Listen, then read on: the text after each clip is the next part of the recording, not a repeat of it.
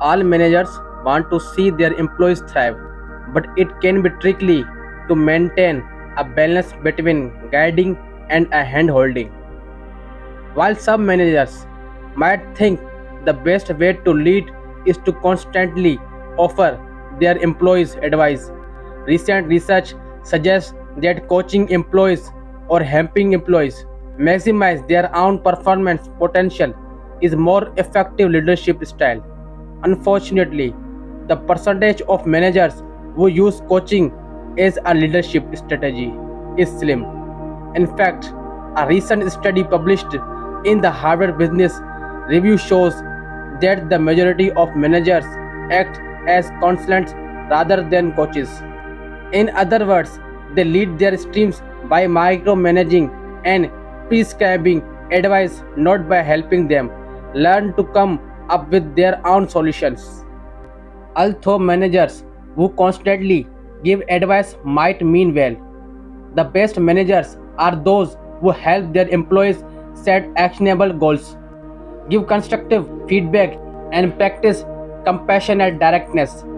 Here are three simple micro steps: small science backend, too small to fail behavior changes, to help you avoid management pitfalls and become a better, more effective leader. Start each of your meeting by telling everyone what the goal is. There's nothing worse than ending a meeting with the feeling that you didn't accomplish what you set out to do. An easy remedy for this is to begin each meeting by setting an actionable goal for your team and allowing your employees to work towards that goal as a unit. By immediately and clearly stating the meeting's purpose, managers are able to foster a sense of team unity around achieving the shared goal. Before your next one on one, pause to reflect before giving feedback. Considering your employees' point of view is a crucial step in the feedback process, but reflecting on your current state of mind is just as important. If you are feeling stressed, rushed, or burned out, you are more likely to deliver feedback without compassion or empathy, even if that's unintentional.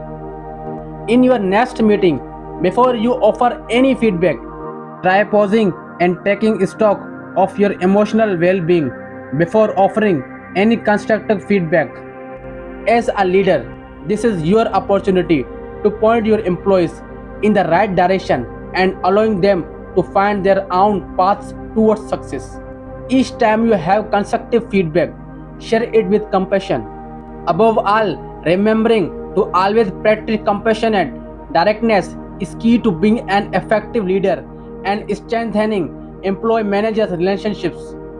Compassionate directness or empowering employees to speak up, give feedback, disagree, and surface problems in a real time rather than waiting for structured employee reviews allows teams to foster a healthier, more trusting company culture. Even when delivering criticism, always remember to be straightforward, kind, and understanding. This lets employees know what you are not trying to put them down, but rather give them the feedback they need to grow as individuals. Giving compassionately direct feedback is how we course correct and come up with many of our best ideas.